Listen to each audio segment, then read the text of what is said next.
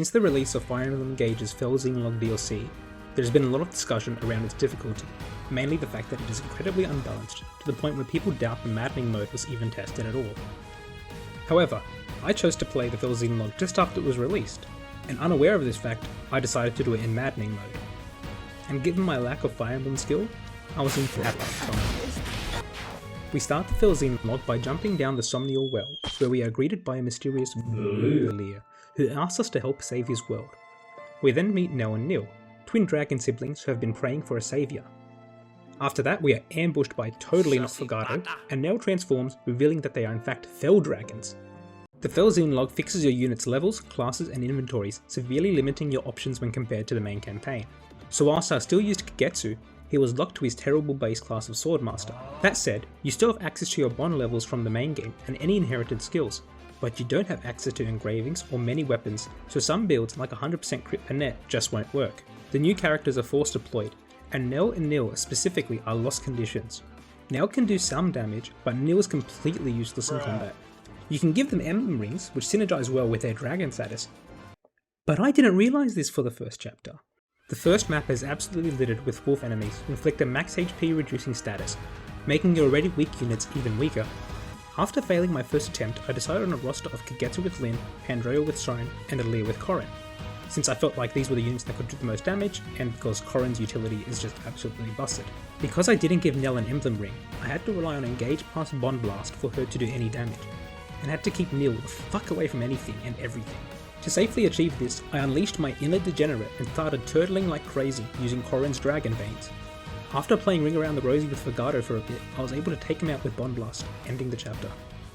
After we defeat Totally Not Fogado, Alear attempts to cleanse Emblem Tiki, but for some reason doesn't remember the incantation even though she did it in the base game?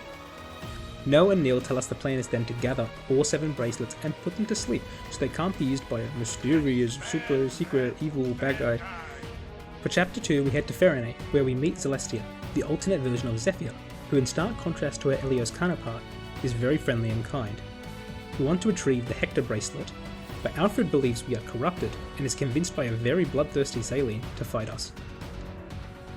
The chapter gives us 2 additional deployment slots and force deploys Celestia, who gets her unique hybrid class Mezzaline, but she is still way worse than any of our own units due to the fact that she can't gain any bond levels.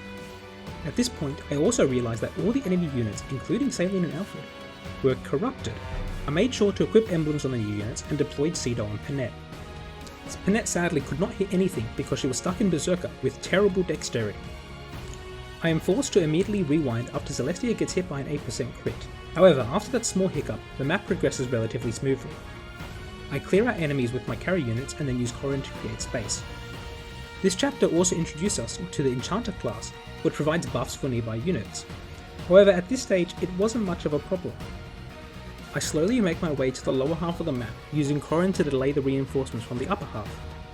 Realising I've put myself on a timer, I trigger Alfred and Saline's movement, hoping to take them out quickly.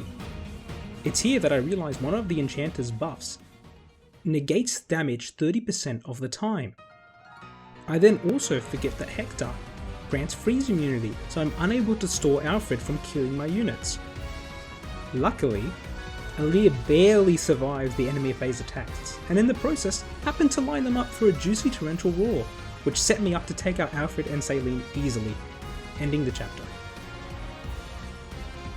After we finish slapping them around, Alfred and Saline chill out and agree to give us the bracelet, offering to even join us, but Nell refuses.